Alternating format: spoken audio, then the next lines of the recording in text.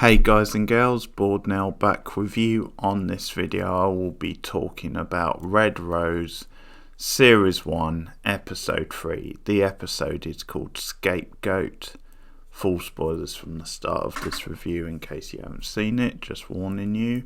And Episode 2 really set things up nicely for the season. You really got a sense of what the season's going to be moving forward.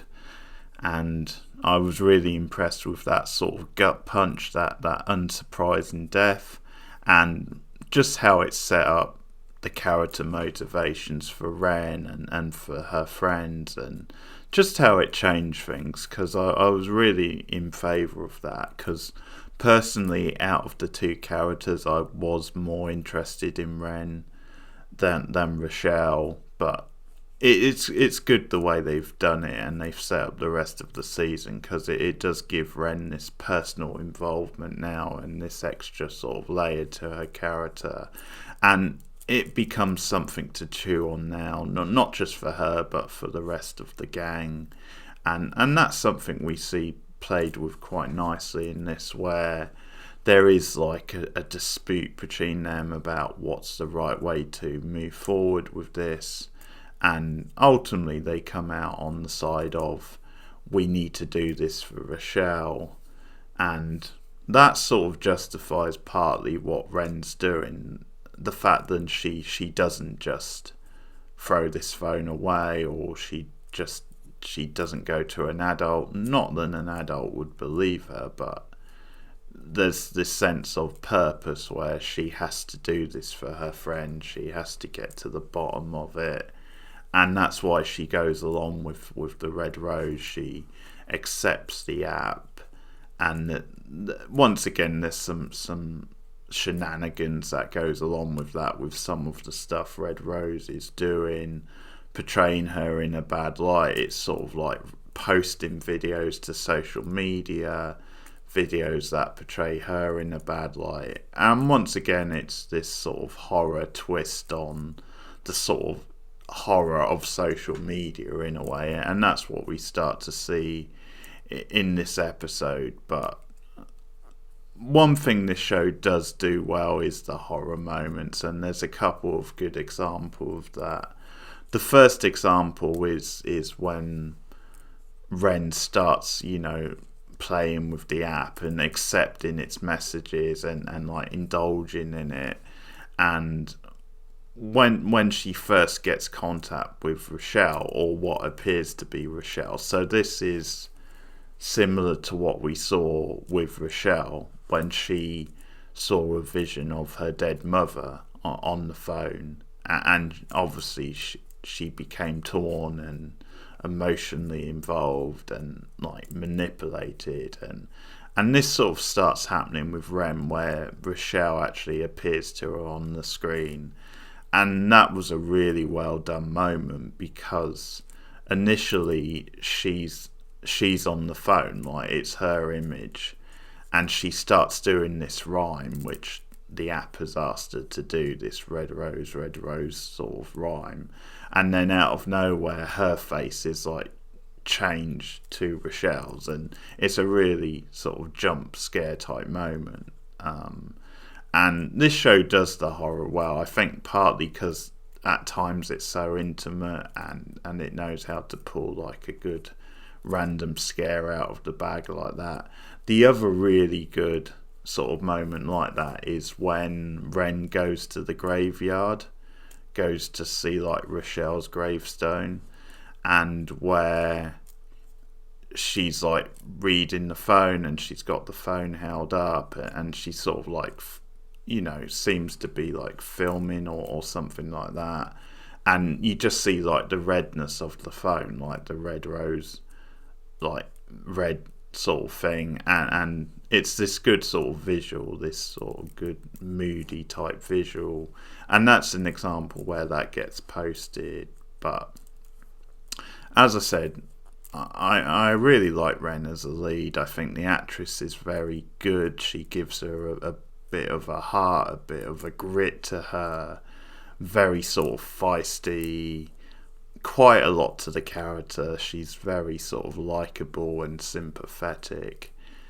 Yeah, really sort of a natural, and we see her go through some real stuff in this episode. There's a bit of a fallout from the funeral and the way she acted, and obviously most people don't believe her for obvious reasons, and her friends are still a bit like conflicted. Like, some of them aren't quite on board with this idea that it wasn't a suicide sort of thing, that they think, it could have been like a suicide or an accident or something.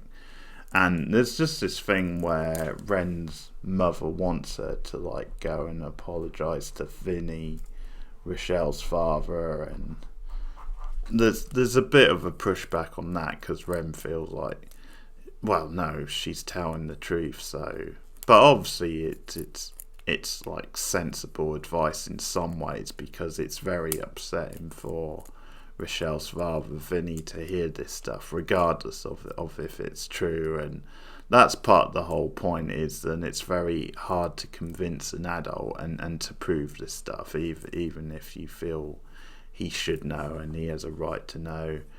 And another thing this series is doing well is like the awkward, very stilted sort of like realistic type moments. So there's a scene where she goes to see him and they're all there as like a gang, and they're there supporting Vinny, but it's just a very awkward type scene because he's obviously still coming to terms with his daughter's death, and it just really it felt like a very authentic sort of scene. But it's as events transpire and you get more of a mystery, and Wren more and more gets into like investigating what's going on type thing. And one of the big things in the episode is that she sees some of the stuff Rochelle was starting to get up to, or some of like the perks she was getting from this app, like mysteriously, and that includes obviously the sparkly shoes and the dress. And she also sees the message in the mirror which Rochelle has put with lipstick on, so it's like that power, respect, love, or whatever it was, that sort of combination. But what I like about this scene is how naturally it happens, because it's like Vinny wants her to take some of Rochelle's stuff. It's almost like he can't face seeing her stuff around, but also he just feels like, as her best friend, Wren would probably want it. And at first Wren doesn't want to take any of the stuff. She just feels too awkward about it, but then she agrees to do it, and that's when she discovers the stuff. So that's good sort of like natural storytelling, where it wasn't like too forced, like the way she came upon this stuff. And you could almost say it's like she had that idea of, well, okay, I will go to the room because I can look for clues sort of thing as well. So you could almost see it as Wren being quite smart and savvy. And the more proactive she is, the more I'm enjoying this plot and the character. And there's stuff with like the sisters, where she's talking to the sisters about the day before Rochelle died, what she got up to, and they mention this game that they went to play in the woods called Church, and yeah, and that's obviously to do with the mother appearing to her in the woods, and they're like, do you want us to show you? Do you want us to play the game with you? And Wren's gonna do it at first, but then the Red Rose app starts appearing to her and starts like threatening her, and she figures obviously she doesn't want to put them in harm's way, so she says okay, another day, and she takes them off home. But there's good little scenes like this. Now obviously it builds to quite the ending, which I really like, because some of the stuff that led up to the ending I wasn't super keen on, because once again you get this stuff where things are being posted without Wren knowing or doing it, and it starts to set her up and as a bit of a, I don't know, a bit of a vindictive sort of person, you know, because she's at the graveside. And then there's this whole narrative going around about her stealing her friend's boyfriend, Noah. And that's another nice thing in this episode. The Noah is like supportive of her and is on board, even though he might not totally buy into what she's saying. But he's just there to support us, so that's a nice thing to see. He certainly comes off as a bit of a better boyfriend than the Johnny Depp character in Nightmare on Elm Street. But yeah, throughout the episode, this stuff sort of snowballs, and these girls, these sisters, I can't remember that they had like a nickname. It was like the two something, and it was whatever their names were. So I think they're meant to be sisters, and they're just being really mean and bullying Wren, and just spreading these rumours that she's a bit of a whore, and just all these different things on social media. And you've got this gang sort of like shouting at her, bullying her, and that stuff I wasn't so keen on. But in the end, it sort of works because of how it's paid off. So Noah goes to see them first, and he tries to set them right and wants them to stop. And they don't really respond too well to that. So Wren goes to, they're at somewhere called the Milkshake Factory, such a northern chain. But she goes there, and things just escalate. Things just go from bad to worse, and things start pinging again on social media. So you see sort of stuff like like her at the graveyard, and then there's something else which happens when she's there, which is then posted, and things just go from bad to worse. And she leaves, she like storms out, and they start coming after her and shouting stuff and getting in her face, and eventually she just snaps. And once again, this is really well directed, this scene, because it like freeze phrases on Wren's face, and you just see that look of, because at one point one of the sisters just like crosses a line totally, making a very personal remark. And it was great direction, the way it freeze frames on Wren's face, and she's just got that dead, looking in the eyes like, I'm not going to take any more of this. And it's sort of done in slow motion, and she turns around and she whacks one of them properly, or sort of whacks another one, and she sort of like Noah gets in the scuffle and trying to break her off, so she kind of elbows him. So it's almost like she's going a little bit too far, but she's just had enough. But I think what they're going for partly is that maybe Red Rose is controlling her, or maybe giving her this sort of like this strength to like fight back against the bullies, a bit like it gave Rochelle certain perks type things that appeal. In this case, I think it is giving her the added sort of strength, the added sort of rage to like fight back against the bully. So I really like that scene and the payoff. And once again, you get some like nasty sort of douchebags who are filming it and having a laugh. But it was sort of like a satisfying moment because of, yeah, these girls really deserved it type thing. But it also plays nicely into the plot and the themes of what they're playing with. Then it's possibly Red Rose who is like behind some of this. So it's a really good payoff, and her friends are like, they're supporting her, and they're sort of telling the boys, take that down, don't be a dick sort of thing.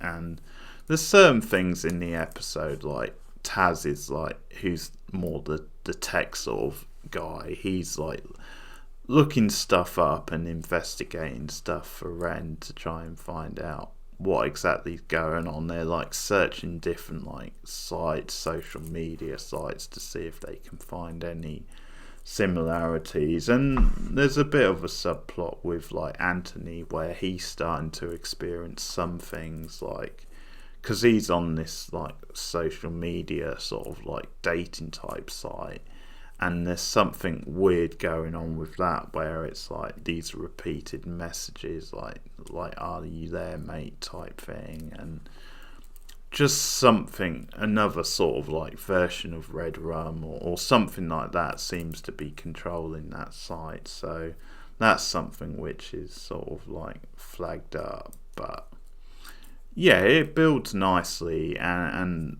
the episode ends where Taz has like found out that there's a similar case to what happened to Rochelle in Manchester with this girl, and that's the hook for the next episode where they decide, yeah, we're going to go to Manchester.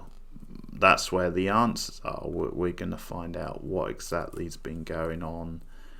And that's it. That sets you up for the next episode very nicely. They're going to go off to Manchester in the search for answers. So I'm excited to see what happens in the next one. I enjoyed this one a fair bit. Possibly the best episode so far. As I said, Wren's a really good lead, and I'm excited for what it's doing and where it's leading. So that's Red Rose, the latest episode, my review of it, episode 3. So I will continue with this. I'll be back with episode 4 soon. Let me know your thoughts on this one if you've been watching the series. Like and subscribe as always. Share me out on social media. And also get me up on Letterboxd, also Twitter. The links are on the channel for that. You can also support me, patreon.com/borednow, and also make a one-off donation at PayPal. Once again, the link is on the channel. But keep watching TV, keep watching horror TV, and I'll see you guys later.